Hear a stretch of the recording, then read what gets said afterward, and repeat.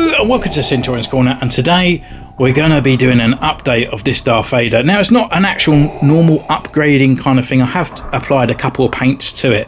However, the main part I wanted to look at is like the helmet. I kind of overshot it in the review. I didn't really feel like there was a really bad issue about it, but there's been a few comments, and also there's a lot of people online complaining about the helmet.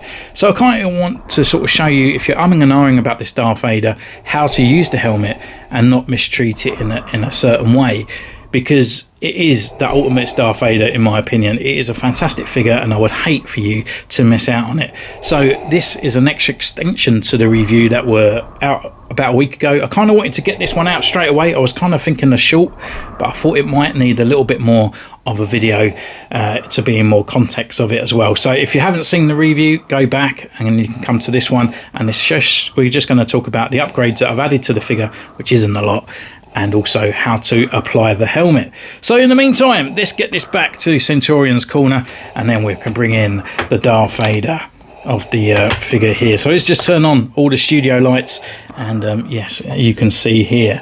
So all I've done on this figure, there didn't really need much of an update. All I done was add the extra little red lines in here and a little bit of white for the writing underneath. That is it. Just use these two colors here, X2 flat white and the flat red as well of the X7, and I've just added it on there. It's just a bit of small little detail. I'm a little bit sort of I like my OCD, and I really like my figures to be sort of just the best, and it's just those little details that are missing. Now there's a lot of people out there saying as well that this has the wrong kind of lenses as well. This one's got like a brown hue kind of sort of tint to it, which is actually correct. I've gone through, and I've actually gone through extensive kind of research as well.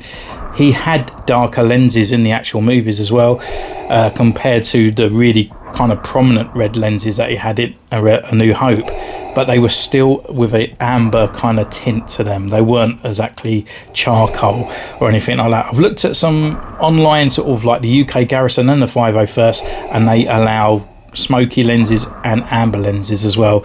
And I think with the colour, it just kind of differentiates the darkness in it. If I was going to do it charcoal, I think it would just sort of blend in the helmet a little bit too much, and I kind of like it. I watched Darth Vader as well, like the fight scene with Luke and stuff as well. They actually do have a little bit of a brown hue to them, or a little bit of a red tinge.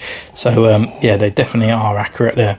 So that's kind of it. That's all I've added on these paints, parts and all that. So anyway, let's get into the actual sort of details of this, which is actually the removable helmet.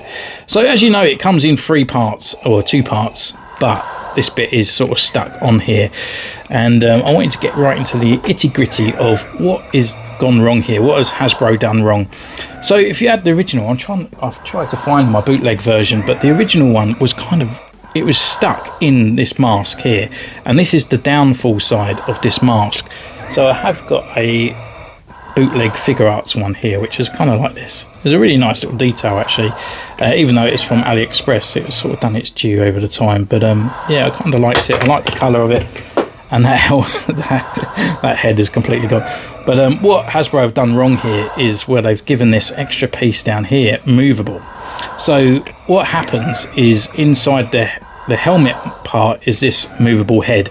So as you can tell, is like there's a face mask and then a helmet on top, which is going to be, it's not going to be like a whole helmet like Echo or Fives and stuff around like that. So this is going to be movable. The head's going to move around inside, and you can yank it around like a toy.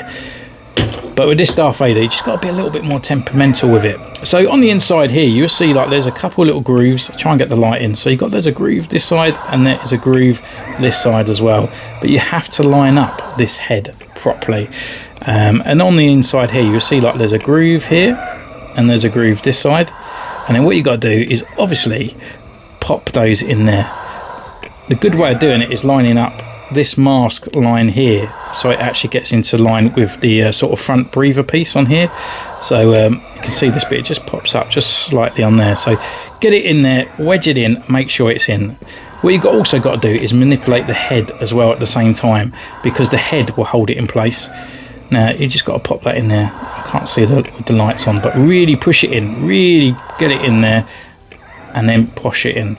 And I think that's in place. So once it's in there, you can see it all lines up, it all looks flush as well, and it all looks really good. And then when you put the helmet on, you just pop it on like so, and then you get people and they're doing this all over the channel and it's saying, don't stay on, don't stay on. Now I'm shaking it pretty hard, not drastically hard, like I'm actually going to try and knock it off, but it's actually on there, it's on pretty good. And then the next thing a lot of people have been doing differently is actually just grabbing the head like it's a normal head and you're moving that around. You've got to remember, this is a separate piece. So this is a separate piece and this is a separate piece. You have to literally pinch it down and then move it. And then once you do it, so it's okay. Because the head is quite stiff on the actual joint as well. So if you're just moving it with the dome, it's going to get to a certain point about here and it's already sort of like hard to move. I'm going to have to put a lot more pressure on it to turn the head, which will really pull off the mask. But this is how you do it. This is how you move that Darth Vader head around if you're posing them around and whatnot. And yeah, there's nothing wrong with this figure. Go out and buy it if you're kind of thinking like, oh, it's naff, the helmet falls off. If it's a little bit kind of loose around in certain areas, all you got to do is add it in a little bit of water and it's fine. But just pinch it down and you'll be okay. It's popped out a little bit there. It's probably me where I was wobbling it around. But yeah, once it's in place, honestly, it's really, really good. And I'll highly, highly recommend this Darth Vader. Don't like listen to those people out there that think it's naff and it's just falling about. It's the best face sculpt out there. It's got the best articulation. It's got the best kind of looking sort of helmet as well. And you've got those extra play functions of like where their arm pops off and stuff as well. So just go out there, go out and get it. This is an extension review. I wouldn't never do this about a figure, but I just feel like this figure is actually getting a lot of negativity for what it is. The worst thing about this figure, as I said in the review, is the hips. The hips are the worst thing going for this figure because it is the old Darth Vader. But if you can just avoid that, we're not going to get a better Vader in any meantime. This has the best articulation of the Empire Strikes Back. It's got the helmet, everything in there. Go out and buy it. I'm not sponsored by Hasbro. I shouldn't even be doing this. But honestly, when a figure needs love, I'm going to share it and I'm going to tell you. So thank you so much for joining this one. Don't forget to comment down below. You can subscribe, you can ding that bell, you can follow on Instagram, and also you can join the channel for 99p or 99 cents from wherever you are from in the world. And until next time, take care and I'll see you soon. Bye!